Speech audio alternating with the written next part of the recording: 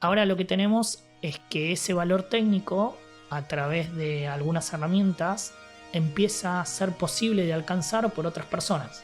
La tecnología hoy da la posibilidad de acercar entre alguien con bajo conocimiento de un tema, convertirlo en bastante profesional, por lo menos desde el punto de vista de la teoría y de poder hacerlo.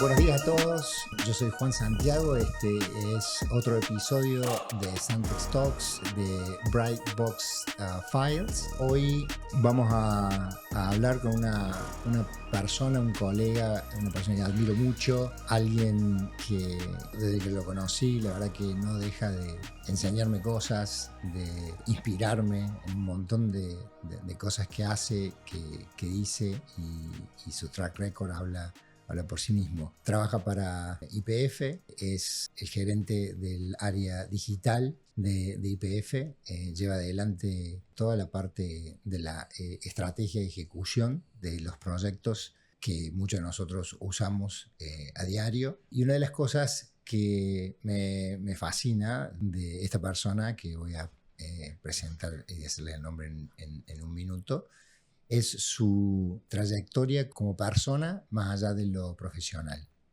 Una persona, nos conocimos por allá por el 2024 en un evento en el que participó en el Santex Week que hicimos en Córdoba, y ahí tuvimos la oportunidad de escuchar a su historia y cómo pensaba. Su nombre es Mauro Cerco. Muchas gracias, Mauro, por estar hoy acá con nosotros. Y es un lujo, la verdad, tenerte. Disfruto cada minuto, cada charla, cada interacción que tenemos. Para mí es un verdadero placer, un verdadero aprendizaje. Así que te lo quiero agradecer mucho. Hoy vamos a hablar de un montón de cosas, pero hay algo que, como dije en la introducción, que a mí me impacta, que es tu forma de liderar. ¿Cómo definirías vos tu liderazgo, tu forma de liderar? Bueno, gracias primero por la invitación, gracias por tus palabras de introducción. La verdad que también valoro estar acá, admiro también lo que están haciendo. Creo que te lo dije el primer día y para mí hay algunos valores que transmiten que me hacen ver muy reflejado, entonces me genera también satisfacción personal de compartir este espacio. Yo creo que podría decirte que soy de esas personas que su liderazgo lo fue formando en la diaria, por decirlo de alguna manera. Eh, Creo en un liderazgo mucho más presente y servicial que un liderazgo de formato tradicional que tiene respuestas. Eh, Creo en un liderazgo más humano desde el punto de vista de saber que sabemos algunas cosas y que desconocemos muchas, que los equipos tienden a encontrar un funcionamiento y que uno tiene que brindar esas condiciones, marcar una visión, pero tener una flexibilidad de ir alimentándose del entorno. Eh, y creo que eso lo pude construir por haber tenido buenos jefes y haber tenido malos jefes y, y tratar de ir formando eso en el día a día. Creo que la primera vez que hablamos te compartía que creo mucho más en el camino cotidiano y en el hacer diario y consistente que en una virtud destacable o en una única idea innovadora. Alguna vez escuché que tuve la suerte de construir algo durante 20 años de la noche a la mañana. La frase dice algo así como construir éxito de la noche a la mañana en 20 años. Y yo creo que es eso. A veces nos cuesta entender que hay algunas recompensas que llegan tardías, pero que te dejan un montón en ese recorrido. Para mí eso es súper valioso y es algo de lo que intento construir todos los días y me lo permito e intento construirlo con gente con la que comparto esos valores. Hace unos días atrás te dieron un reconocimiento en Ujú. el CMS LATAM, el Top 25. Eh, eh, ¿Cómo, cómo vivís esas instancias, esos hitos que te van un poco validando las cosas que vos vas pensando, vas haciendo, vas diciendo? Eh, ¿cómo, ¿Cómo lo ponderas a eso dentro de La tu verdad que fue ecosistema? un reconocimiento que no lo esperaba, eh, pero que creo que tiene cierta justicia, y lo digo con mucha humildad, pero me parece que estamos haciendo algo que es disruptivo, es diferencial y merece ser reconocido como tal. Eh, y la verdad que lo disfruté mucho porque en la categoría que participábamos era una categoría que hablaba de los servicios embebidos. Y me parece que es un punto importante en el mercado hoy, aquellos que estamos pudiendo o estamos intentando construir de cara al usuario servicios que resuelvan necesidades concretas. Con lo cual la primera satisfacción que sentí es estar en esa categoría, aunque sea participando, porque no era una categoría de gerente, no era una categoría exclusivamente de resultado, era una categoría que tiene el foco puesto en el usuario. Y me parece que eso es algo diferencial. Creo que el mercado que viene o el desafío que tenemos hoy es quién interpreta mejor, quién entiende mejor esas necesidades y quién ejecuta con esa excelencia. Y que haya una categoría que hable de servicios embebidos es algo diferencial, porque no estamos hablando exclusivamente de un producto, sino estamos hablando de un contexto que se genera a través, en nuestro caso, de un caso de uso como la carga de combustible. Y eso para mí era lo más diferencial del premio, o por lo menos lo que más satisfacción me daba. Después, obviamente, son reconocimientos que, si bien puede tener un nombre personal, representan un trabajo cotidiano de mucha gente, inclusive gente ajena al equipo de YPF Digital, porque la verdad es que la aplicación o los resultados que se fueron consiguiendo solo podrían haberse logrado en el ecosistema en donde están. Y esos ecosistemas no se construyen obviamente de un día para el otro, pero tampoco se construyen de una única área. Con lo cual desde ese lugar claro que es un premio compartido, pero a mí lo que más satisfacción me dio era la categoría en donde estábamos participando. En esa, justamente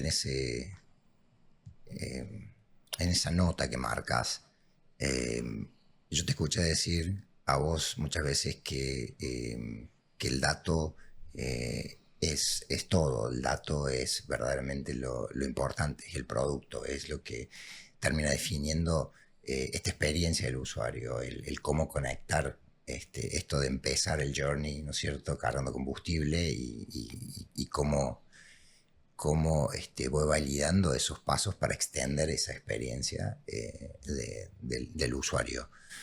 Eh, ¿Cómo hacen hoy en YPF para concretar eso, para entenderlo, para capturarlo y entregar? Es decir, capturan el dato, diseñan la estrategia de valor y después hacen el delivery.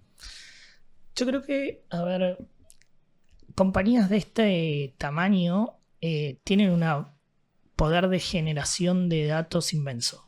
Y eso tiene un costado súper positivo porque creo que es el valor diferencial que te puede generar ese conocimiento y entendimiento y anticipación de los usuarios, que se traduce claramente en mayor rentabilidad y fidelización.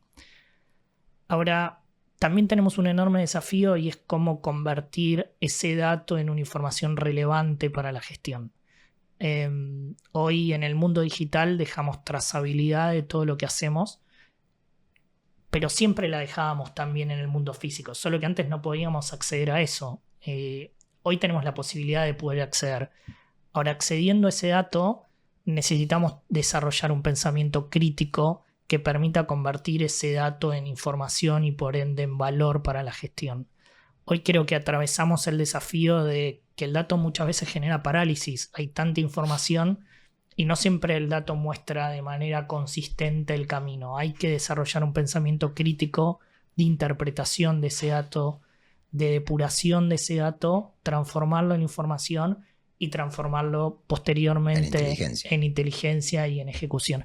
Y es una inteligencia combinada. porque hoy la tecnología nos da la posibilidad de tener ese dato en escala, encontrar combinaciones que antes no veíamos, ¿sí? A veces yo contaba en alguna charla que la primera vez que me tocó trabajar de vendedor en una estación, la persona que me enseñaba a trabajar hacía 3 veces más de propina que hacía yo. Y básicamente era porque él conocía a quién atender y atendía a esos y a mí me quedaba el resto, ¿sí? Ahora, cuando lo profundizás, lo que le pasaba a esa persona era que no tenía posibilidad de, si lo movían de estación o lo trasladaban de turno, automáticamente esa capacidad se le reducía porque esa información estaba en él, lo podía trasladar y estaba en un contexto limitado de aplicación. Hoy el mundo digital lo que te da es la posibilidad de que eso escale a otro nivel y que encuentre relacionamiento en cosas que no imaginabas. Y lo pongo con un ejemplo. Yo puedo saber que por tendencia X cantidad de usuarios que tienen una carga promedio más alta son más propensos a dejar propina, por poner un ejemplo, ¿no? Ahora, me es mucho más difícil saber si hay una marca de autos que el usuario elige esa marca, es un usuario más cuidadoso, que valora una atención más personalizada, con lo cual su perfil encaja mejor a dejar más propina. Eso es lo que te permite la inteligencia hoy, lo que te permite la gestión del dato hoy, y por eso el dato se empieza a convertir en producto, porque de ahí deriva otras capas de desarrollo y de venta.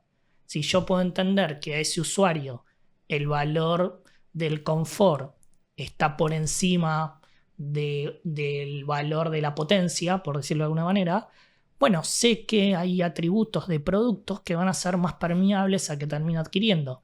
Productos que hasta hoy por ahí no estaba en mi mapa de ofrecimiento y una capa de valor que no tenía. Y un servicio que le estoy dando que me alimenta la venta de lo que es mi core, porque la persona que se siente reconocida, que se siente interpretada, que le están resolviendo una necesidad, claramente aumenta su nivel de fidelización y claramente se va a comportar en consecuencia de. Entonces, el dato ahí termina siendo diferencial.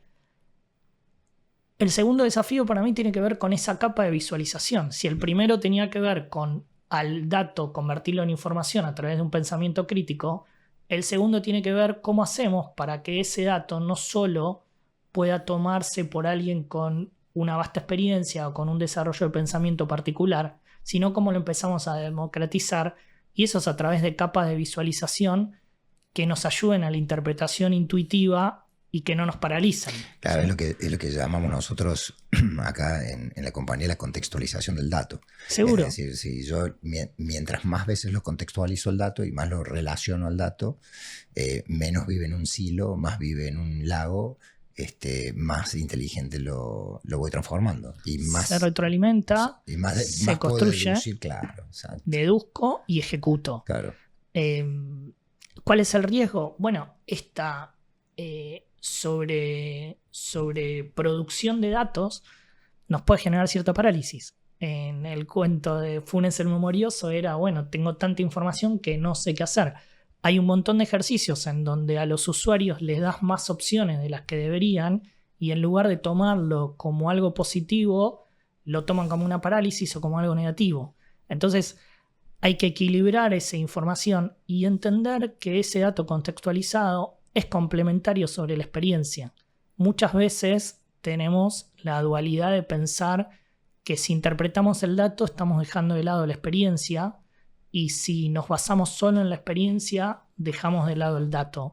Y me parece que lo rico, y no solo en este aspecto, sino creo que va a salir a lo largo de la charla, es la complementariedad. O sea, vamos hacia un lado donde la complementariedad es lo que genera un valor diferencial. Justamente en esa complementariedad es interesante uno cuando piensa en una compañía como YPF, piensa en las 2.000 estaciones de servicios que existen, piensa en el surtidor, pensás en lo físico, ¿no? Uh-huh. Dentro de esto, de cómo llegar al dato, cómo hacer la colección del dato, cómo tabular el dato, entender si el dato es más o menos relevante, etc. me imagino que el desafío va a ser enorme en donde vos tenés lo físico con lo digital, es decir, vos llegas a un lugar físico, ¿no? El digital, ¿no? El concepto donde se cruza y hay un mesh entre estos dos grandes mundos, pero la asociatividad que tiene el usuario con YPF es ir a cargar nafta, es decir, vos tenés una tienda donde le vendés café, le vendés una experiencia gastronómica, ¿sí? Y después tenés el surtidor, ¿no? Que es donde la gente va a eso, básicamente, a cargar combustible, y de repente se encuentra con que para pagar, paga con una billetera virtual, ¿no? Entonces, la colección del dato y de la experiencia y de qué es relevante para la persona o qué valora la persona en ese journey que puede durar, digamos, o minutos, o puede ser una hora si me bajé a tomar un café, seguro, por decirte. ¿Cómo lo integras vos en tu cabeza eso? ¿Cómo lo tabulas? ¿Cómo vas y venís del mundo físico al digital? Y reconoces que este es el dato realmente válido para tu estrategia. Para mí lo más valioso que puede tener la aplicación es la red física. Ese es su valor diferencial. O sea, YPF tiene 1.650 estaciones distribuidas en todo el país. Una marca de enorme valor, de las más valoradas, la más valorada dentro de Argentina. Un arraigo con los usuarios muy, muy marcado. Y eso es una plataforma enorme sobre donde construir. Y hay que tenerlo muy presente, porque el usuario hoy es digital. Aunque termine en una estación de servicio de manera física, o aunque termine en otro local, sea cual fuera, de manera física, el usuario en algún momento atravesó ese mundo digital, ¿sí? Y para él esa combinación es natural y esa complementariedad es natural. No hay una división entre un mundo y otro. Lo que uno tiene que entender claramente es dónde tiene el valor diferencial. El nuestro es en la red física, ¿sí? No es en el valor digital. La aplicación complementa y expande ese mundo físico. La aplicación permite que nosotros tengamos contacto con el usuario, por lo menos desde mi mirada, antes que llegue a la estación, en la estación y posterior de la estación. Extiende los brazos físicos para seguir manteniendo, y eso solidifica el músculo. Ahora no es a la inversa. O sea, el usuario estaba en YPF, operaba en YPF, opera de manera física, y nosotros complementamos y le damos contexto y defendemos ese valor, ¿sí? Un ejemplo de eso sería, por ejemplo, el proyecto entre Santex y YPF de gas. Seguro. O sea, la posibilidad de expander, digamos, esa fisicalidad a lo digital, dándole al usuario la posibilidad de seguir, digamos, ese journey, y que haga que vuelva y que le facilitas, le entregas un valor físico a través del medio digital. A ver, es un caso de uso concreto. O sea, claro, el usuario tiene una necesidad. En este caso, recibir un producto que es una garrafa, poder realizar un pedido y recibirlo. Esa necesidad es concreta y es clara. Y el mundo digital lo que hace es colaborar en esa resolución y utiliza la capa física para que eso suceda, y utiliza la tecnología como vía para que suceda, ¿sí?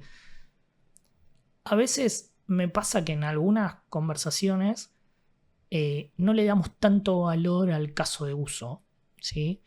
Y cuando vos profundizás, las compañías que creo que se convierten en relevantes son aquellas que defienden su caso de uso y le extienden una capa adicional, y le extienden otra capa adicional y generan otro servicio embebido, pero nunca pierden de foco la razón de ser.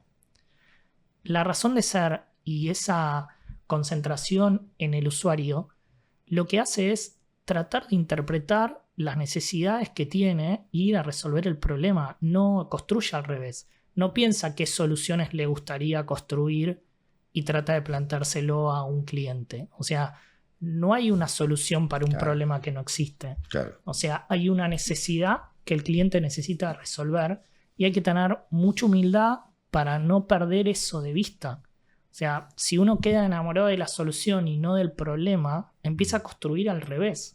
Y puede ser muy tentador. Porque claro, nos aparecen hoy todo el tiempo posibilidades de construir cosas que no van a resolver un problema. Y eso puede ser bueno desde el costado de tener una idea innovadora, ¿sí? Pero no va a escalar, porque no está resolviendo nada. Y cuando no resuelve nada, no escala. Y cuando no escala, por más que la tecnología esté presente, no genera valor. Y si no genera valor, no tiene destino de permanecer y evolucionar. Porque al final del camino, la responsabilidad de quien está en determinado rol en una compañía es generar valor. Y el generar valor es amplio como tal. Es generar valor para el cliente, pero también es generar valor para la compañía. Es generar resultados concretos.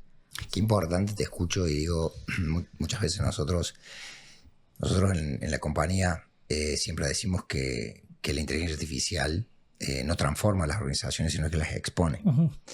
Y lo que vos estás contando es realmente un ejemplo concreto de cuando compañías incorporan tecnología sin una estrategia clara, definida y concreta de a dónde está verdaderamente el valor que quieren entregar, cuál es la propuesta de valor, cuál es la promesa de la marca al usuario, por qué te voy a hacer usar esto. Y bueno, no nos cansamos de ver en la compañía muchas compañías grandes que incorporan tecnología pensando que les va a solucionar el problema, y lo único que hace es acelera o expone el problema que tienen, no la solución que buscan. Entonces, qué importante, te escucho y digo, realmente ese análisis, qué importante hacerlo antes de empezar a adoptar tecnología. Sí, a mí hubo 2 o 3 cosas que siempre las tengo presentes cuando pienso en algún desarrollo. Una tiene que ver con que hay cosas que se establecen con cierto nivel de moda, ¿no? Entonces hay en un momento en donde transformarse tecnológicamente era casi un requisito, ¿sí? Y eso era como a veces mencionaba Dolina, que la gente quiere haber leído libros, no quiere pasar por la experiencia de leer un libro y lo que representa, sino quiere haberlo leído para decirle que lo leyó. Hay momentos en donde se instala un concepto y necesariamente tenés que transformarte tecnológicamente. Y eso no tiene una estrategia atrás, sino tiene un tema más coyuntural de posicionamiento sin un valor concreto.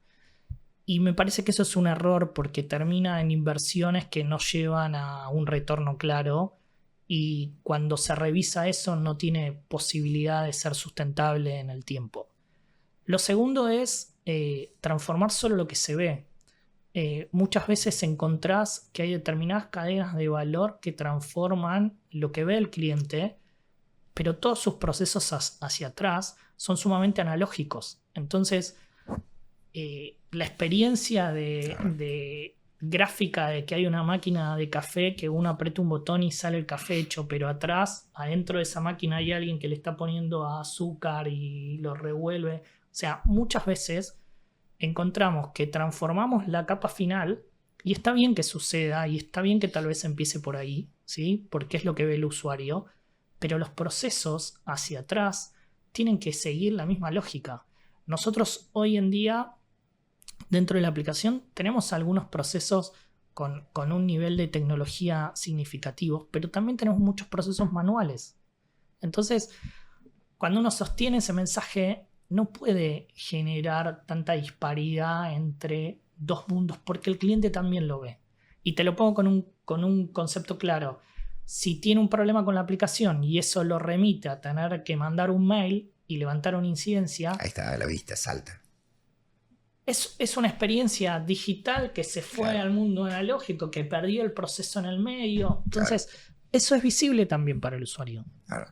Por supuesto que no se construye de un día para el otro, y también hay que entender que el concepto de producto inicial y mejora continua es muy importante para el desarrollo de tecnología, porque uno no puede esperar resolver todo de una sola vez, porque también hay mucha incertidumbre cuando sacas un producto y necesitas alimentarte del feedback de los usuarios para construir con ese valor y encontrar esa forma.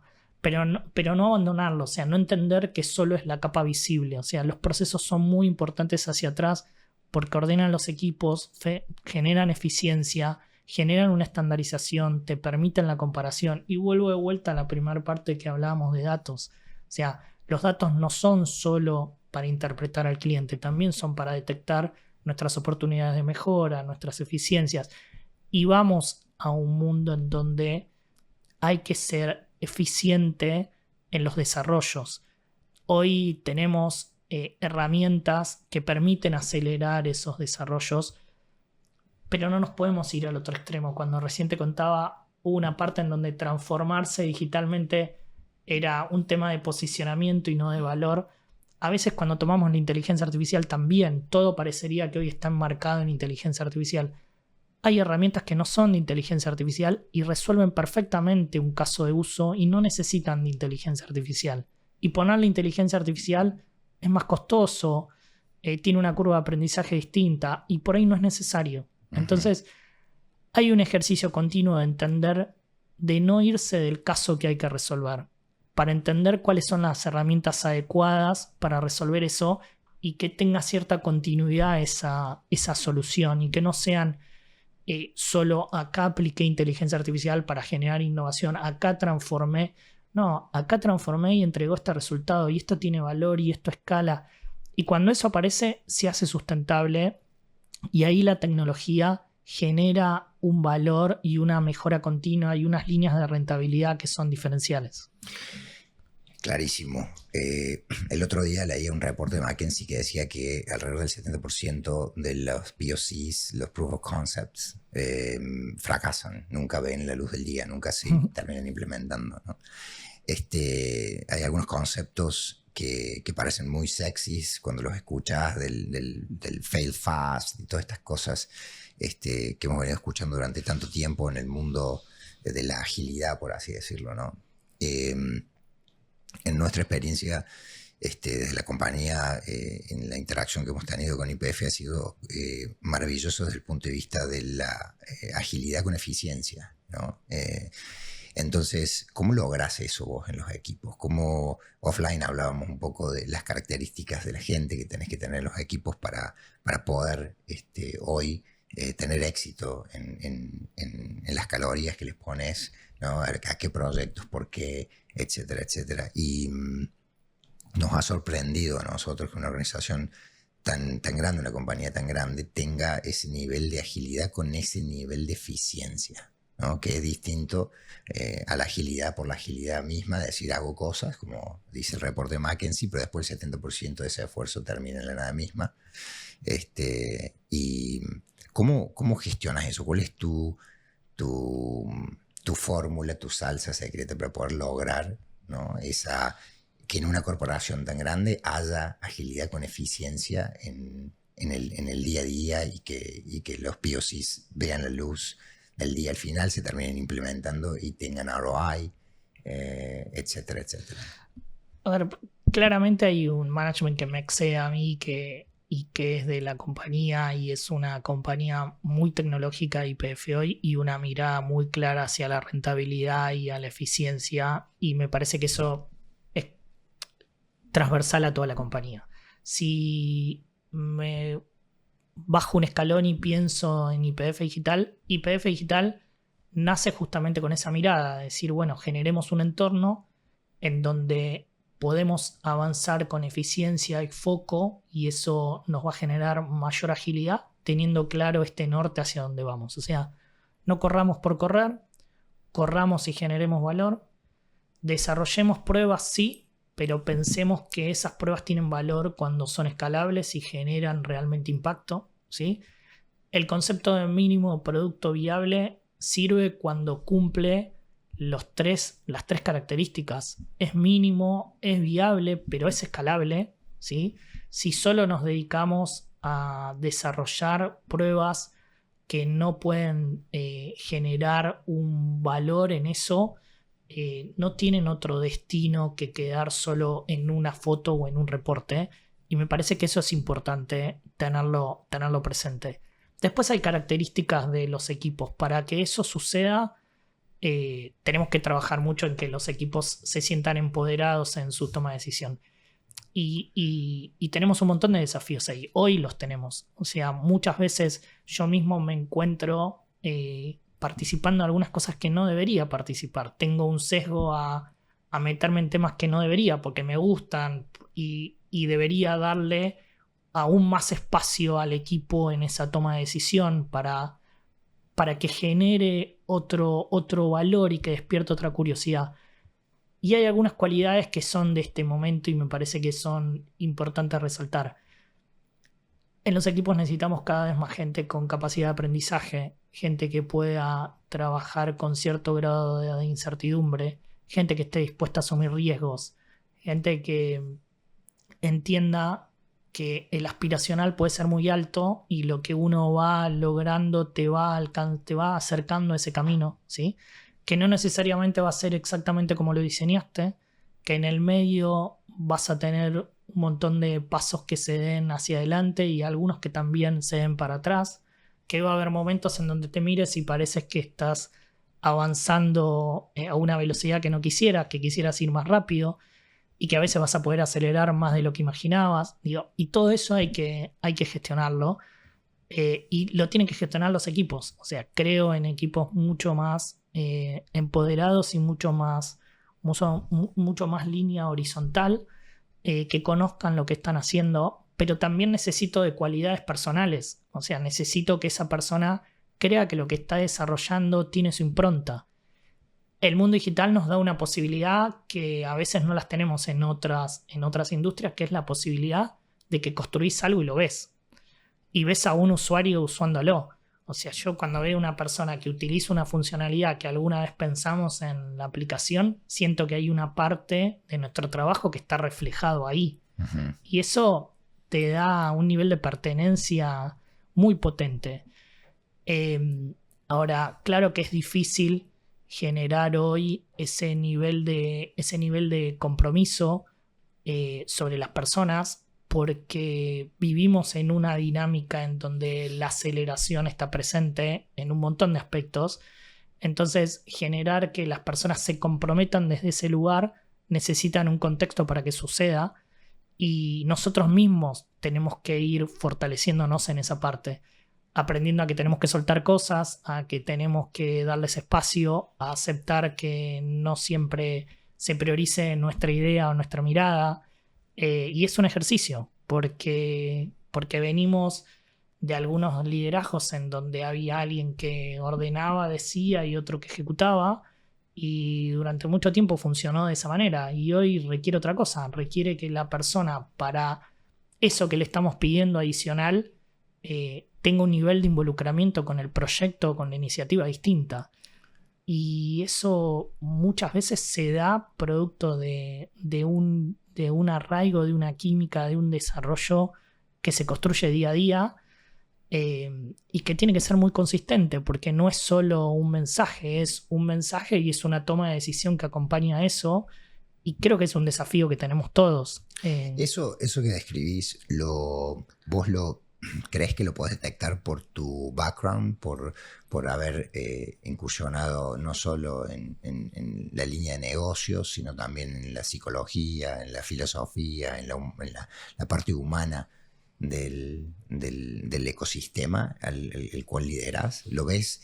¿Vos crees que lo ves por eso? ¿Esa es la razón? Te lo pregunto porque a mí muchas veces me preguntan amigos que les recomendaría a sus hijos estudiar y demás, ¿no? Con esto del nuevo mundo, cómo ellos poder ser relevantes en el mercado laboral, que pueden buscar compañías en la gente, etcétera, etcétera, como cualidades que no están, digamos, tan claras hoy, ¿no? Con esto de la velocidad, etcétera. Y bueno, ha habido habilidades que durante muchos años se les ha bajado el precio, ¿no? Como uh-huh. La psicología, la filosofía, sí. Toda la parte de las humanidades. Y es donde estaba más de moda lo duro, lo algorítmico, lo ingenieril. Y hoy con la avanzada de la inteligencia artificial parecería que son otros cualidades en términos de lo que se puede denominar el éxito hoy para una compañía. Porque la diferencia es decir, engagement, ¿no? Como vos lo marcas, ese compromiso, que una persona quiera hacerle doble clic a algo, que se interese, ¿no? de una manera que se apropie, ¿no? Claro. de eso, requiere de otras habilidades, ¿no? Sí, tenés que ser curioso, sí, pero al mismo tiempo tenés que tener ese deseo de poder apropiártelo, ¿no? Es decir, lo voy a llevar a que vea el producto, este proyecto, el final, y sentirme orgulloso que el usuario va a usar esto que lo determiné, digamos, diseñando yo. ¿Cuáles son esas habilidades en tu opinión que deberían tener en estas personas que vos elegirías para trabajar en tu equipo, por ejemplo? Yo creo que el valor técnico está...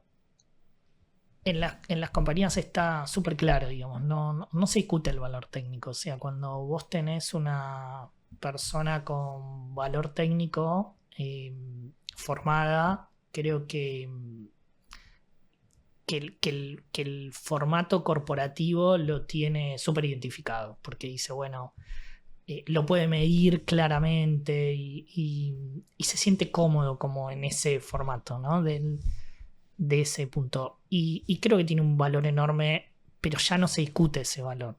Digo, ahora lo que tenemos es que ese valor técnico, a través de algunas herramientas, empieza a ser posible de alcanzar por otras personas, ¿sí? La tecnología hoy da la posibilidad de acercar entre alguien con bajo conocimiento de un tema, convertirlo en bastante profesional, por lo menos desde el punto de vista de la teoría y de poder hacerlo, ¿sí? O sea, que acerca a cuestiones técnicas a alguien que no tenía esa capacidad de desarrollar. Y lo hace en una aceleración muy marcada. Por eso vemos, bueno, como algunas profesiones que antes se tardaba bastante en hacer algo, se pueden hacer más rápido y con un nivel de calidad claro. Ahora, ¿qué aparece por debajo de eso? Por lo menos en mi mirada. Bueno, la capacidad de preguntar, la capacidad de analizar, la capacidad de combinar, la capacidad de que los clientes siguen valorando cierto grado de imperfección. ¿Cómo es eso? A ver. Yo creo que en la medida que todo lo que hacemos termina teniendo un alto grado de automatización, de tecnología lleva a un nivel de perfeccionismo sobre algunas cosas que en algún momento va a ser menos valorado que la imperfección humana, ¿sí? Hoy está claro que hay algunas obras artísticas que se podrían copiar, pero se podrían copiar desde lo técnico, no desde el valor humano de esa imperfección. Como que la imperfección humana puede llegar a generar la empatía necesaria de parte del otro, sí, y la empatía cobra un valor ahí superlativo sobre la perfección. Sí. Yo en algún momento pensé que el desarrollo de inteligencia artificial le iba a costar el desarrollo de empatía, ¿no? Y lo último que vimos en algunos estudios es que vos ves que desarrolla un nivel de empatía hasta casi peligroso con algunas cosas, porque empatiza con cuestiones que a veces no debería empatizar, ¿sí? Ahora, hay una imperfección en la empatía, para mí, que tiene que ver con la presencia del involucramiento humano, ¿sí? Con ese estar e interpretar al otro, pero desde esa imperfección, ¿sí? Y eso me parece que va a tener un valor, porque va a ser lo que mantenga el valor diferencial de las cosas, ¿sí? El valor del no copiarlo, por decirlo de alguna manera, ¿sí? Sí, sí. Nosotros podríamos acá estar charlando y tener claramente pregunta-respuesta, y probablemente para el que lo escuche hasta a veces sonaría más claro, porque yo algo que por ahí tardo 5 oraciones en decirlo, claramente optimizado con alguna herramienta lo podría decir en una oración, ¿sí? Pero no tendría la imperfección de estar pensando lo que estoy diciendo. Y el que lo escuche estar pensando realmente como que ese pensamiento sale de nuestra charla y de este momento, ¿sí? Y eso para mí va a tener cada vez más valor.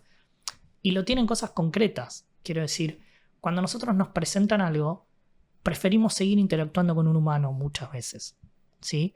Claramente nos puede entregar un valor mejor hoy alguna herramienta de inteligencia artificial, pero yo creo que por lo menos por ahora, si podemos elegir entre una cosa u otra, hay algo del humano que nos sigue generando una seguridad adicional, ¿sí? ¿Sabes qué creo que es eso? Yo siempre voy a preferir el humano, ya te digo, en lo personal, siempre. O sea, a mí me importa el tema de dámelo perfectito y dámelo... No. Dame la humanidad de la conversación, la humanidad de la interacción. Eso yo la prefiero. Y la razón por la cual creo que eso va a seguir siendo poderoso siempre es porque en esa interacción siempre está la posibilidad de que la otra persona se ponga en tu lugar. Cuando una máquina apriete 0 para esto, apriete 2 para aquello, apriete 4 para esto, nunca va a poder ponerse en tu situación. Entonces, creo que esta esperanza que uno tiene cuando habla con alguien, cuando tiene un problema y va a un hospital o va a un banco o va a una entidad pública o tiene una situación que es compleja y que se sale de lo típico, proceduralmente hablando, porque tampoco es que los procesos son perfectos por más que estén digitales. De nuevo, esto es lo que decíamos, aplicar tecnología a un proceso imperfecto lo hace más imperfecto y lo perpetúa en su imperfección. Sin duda. Entonces, yo le estoy dejando no opción, estoy haciendo mi audiencia prisionera de esa imperfección por digitalizarlo y frizarlo y eternizarlo. Entonces, cuando la interacción humana tiene la posibilidad de poder identificar eso y decir, che, para un poco, esto, sí, el proceso es este y dice esto, es verdad, pero está mal. Claro. Es decir, quien haya sido que diseñó esto en ese momento, o el contexto cambió. El contexto cambió. Esto habrá sido bueno en el 1800.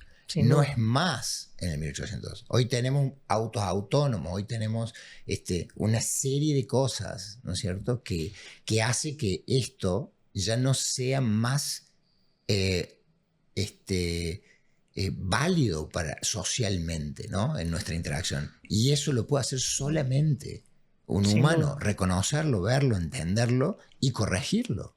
Sí, ahí por eso, para mí el tema de no perder el pensamiento crítico tiene que ver con esa capacidad de análisis. Nosotros creo que a veces solemos en entrar en la dicotomía de tecnología humano o IA humano, y esa dicotomía termina por definición en entregar algo de menor valor que generaría si desarrollamos un pensamiento crítico complementario, ¿sí? Porque aquel que está parado, arraigado en negar ciertas mejoras que nos puede dar la tecnología, se pierde de mejorar procesos, de automatizar, de poner energía y calidad en cosas que son más relevantes y no en cosas automatizables y de bajo valor, ¿sí? Y aquel que directamente delega y piensa como usuario que la solución únicamente va a venir de ese lado, deja de pensar de manera crítica, ¿sí? Y no está tan bueno. Digo, yo pongo el mismo ejemplo respecto a los navegadores. O sea, yo perdí mucho sentido de ubicación por un navegador. Y no sé si está tan bueno. Porque el día que no funciona el navegador, realmente tengo un problema. O sea, y estoy hablando de algo simple. Llevémoslo eso a un nivel de pensamiento que hay gente que recibe un dato y te lo transmite como una certeza, sin ningún filtro de pensamiento crítico. Vos sabés, Mauro, que hay un estudio hecho que se hizo con taxistas con Alzheimer. Y los taxistas que usaban siempre GPS para ir de un lugar al otro, hoy no saben ir del punto A al B versus los que usaban la cabeza o la memoria para ir de un lugar a otro sin usar GPS. esos taxistas con Alzheimer, en los dos grupos, el que no usaba GPS sabe ir y volver del punto A al punto B sin ninguna ayuda, sin nada. La memoria lo tiene ahí en su chip. Entonces, claramente, de hecho Microsoft sacó un estudio hace un tiempo atrás, el año pasado, donde lo muestra estadísticamente cómo vas perdiendo capacidad cognitiva con el uso de la tecnología, concretamente inteligencia artificial. Así cómo vamos delegando todas estas tareas y de qué nos vamos alejando.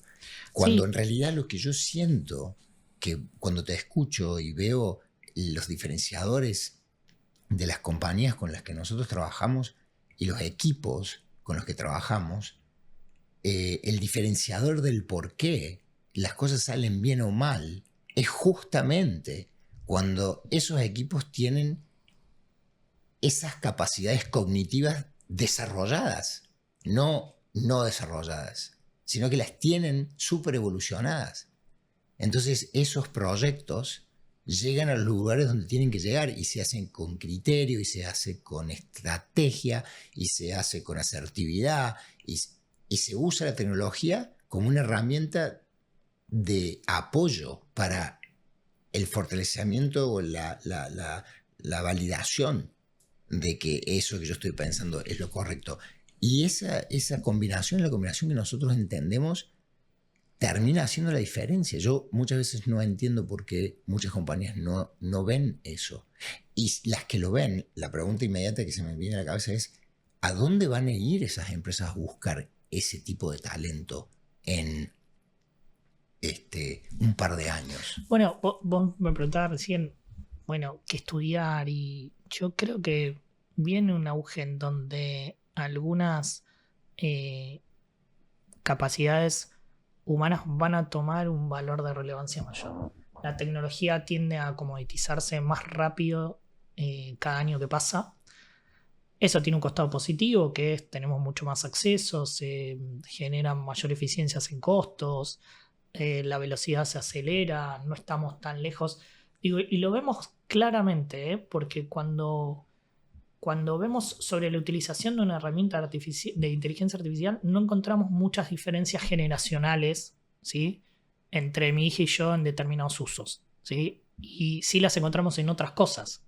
Entonces, hay algo de la tecnología que sucede y está bien que suceda así. Ahora, ¿cómo lo tomo yo? Si yo tomo la tecnología y me voy al ámbito laboral como un medio y no como un fin, ¿sí?, empiezo a pensar cómo potencia y cómo resuelve lo que realmente tengo que resolver, ¿sí? Si eso lo puedo combinar con un pensamiento crítico y eso lo puedo combinar con mi propia experiencia, a mí mi mayor activo que tengo hoy es mi experiencia. Ese es, si querés, es el activo más sólido que tengo. Cuando a mí me traen un dato de una información de una estación, puedo diferenciar claramente porque puedo ir a buscar esa experiencia. Eso es un valor que se dio porque, la circunstancia fue de esa manera, ¿sí? Pero es un valor que sin duda a mí me aporta en esa toma de decisión. Ahora, ¿cuáles son los profesionales que estamos formando hacia adelante? Si solo van a estar parados en recibir la información de tecnología y esa información la van a dar como válida, como una respuesta ante el espejo, y el espejo es lo que muestra y eso se convierte en verdad. Cuando tiramos una herramienta de inteligencia artificial y nos muestra un dato, y ese dato nosotros no lo contextualizamos, no lo desafiamos, no lo pasamos por el valor de la experiencia nuestra o ajena, ¿sí?, no lo debatimos, creo que pierde fuerza. Y porque, si querés, hay una razón más técnica todavía. Los datos que sacamos tienen sesgos de cortes, sesgos de historia, de rangos de información, ¿sí?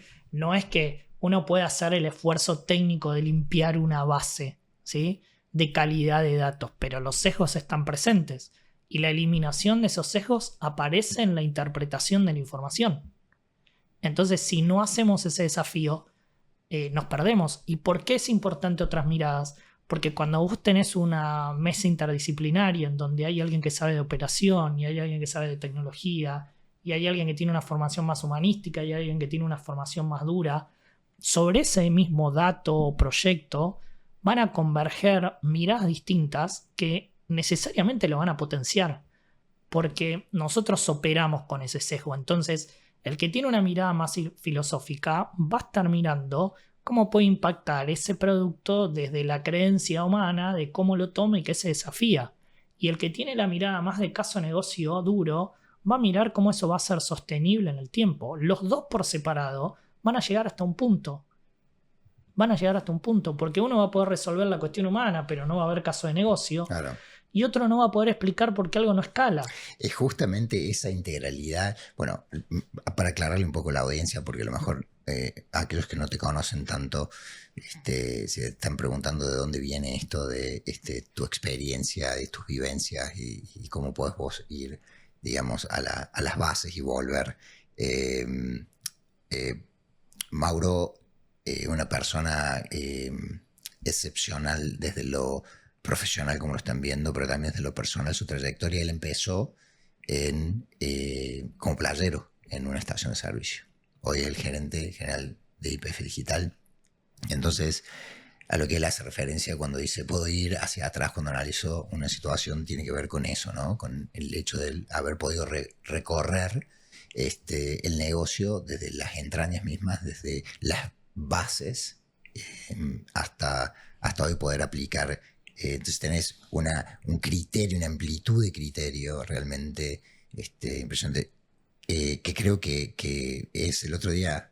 Me preguntaron si yo tuviera que pedir un dato para contratar a una persona en la compañía, ¿cuál sería? Y le dije, le pediría el pasaporte. Es un buen dato.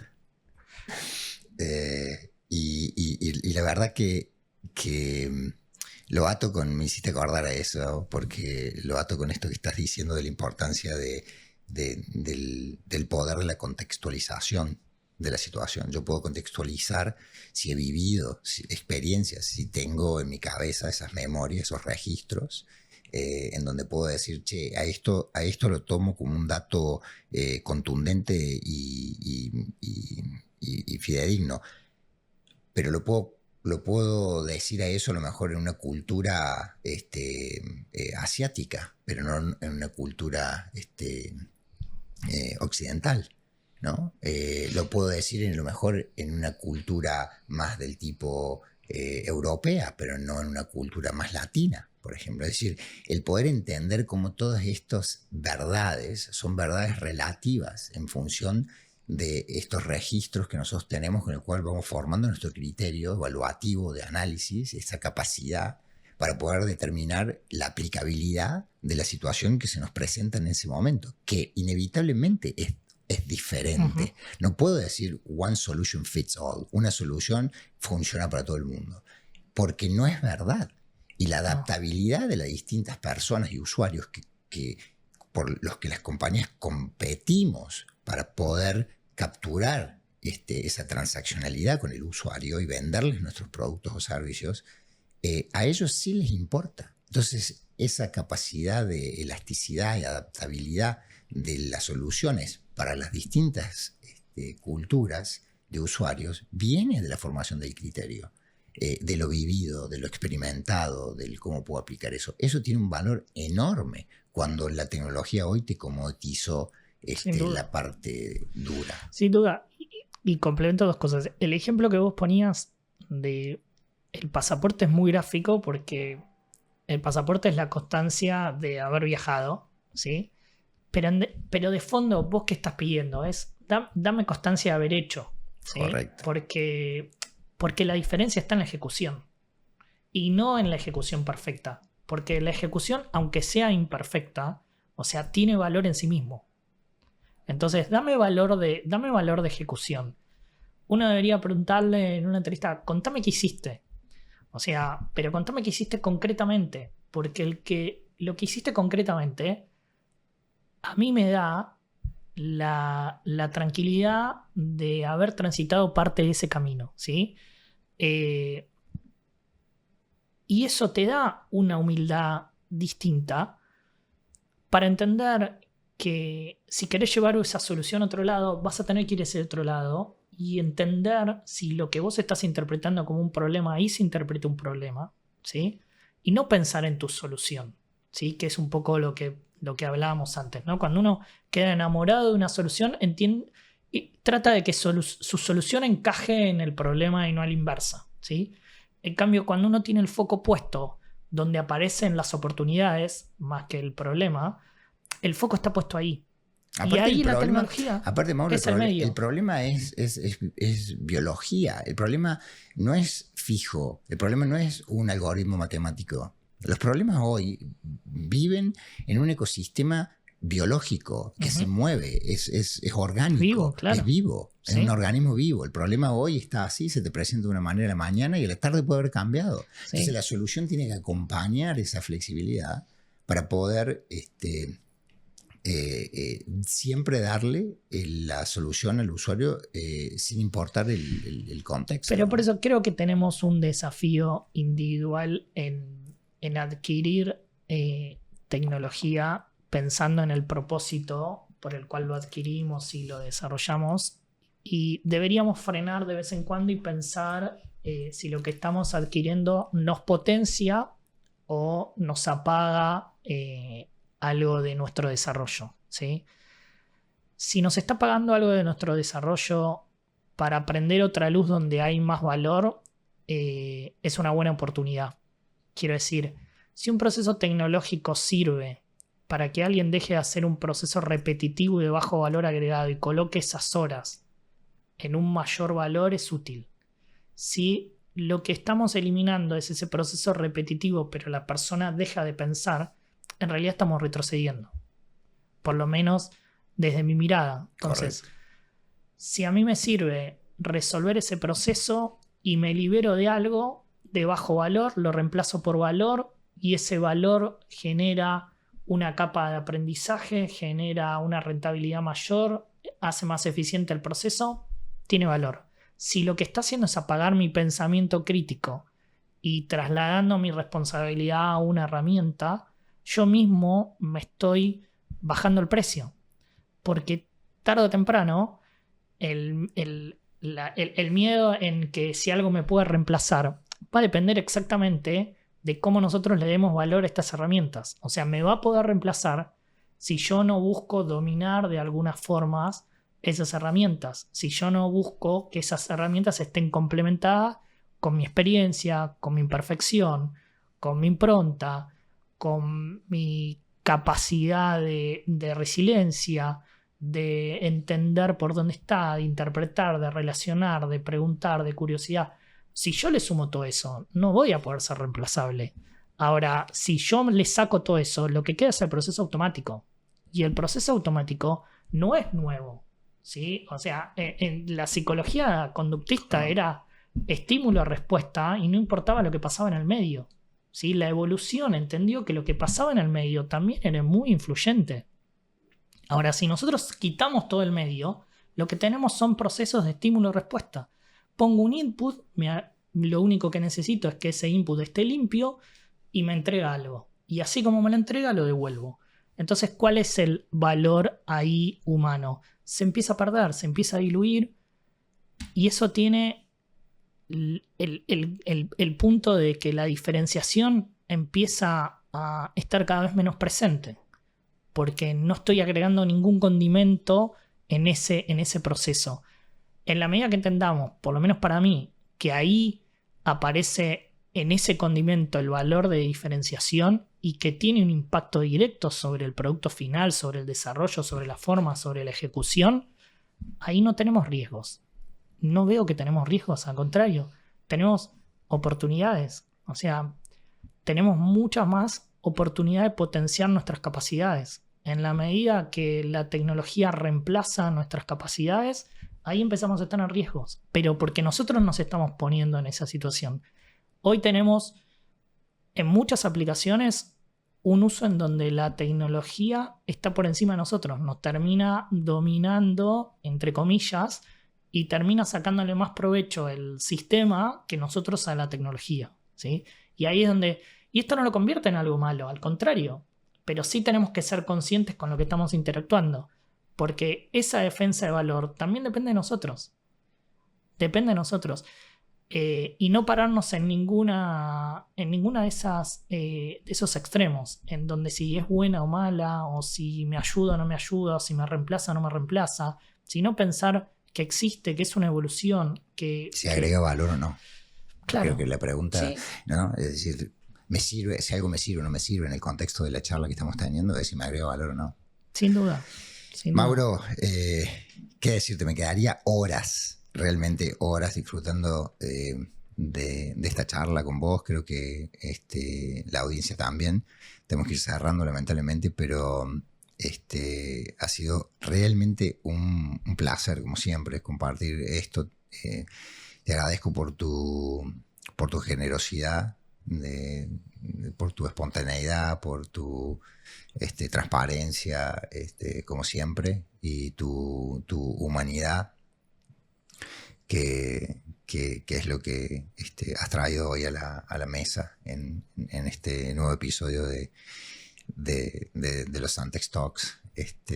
Así que muchísimas gracias, de verdad. Y bueno, a todos ustedes, gracias por escucharnos, por el interés. Si se les gusta lo que han escuchado, lo pueden compartir también. Así que hasta la próxima y nos vemos. Gracias. Gracias.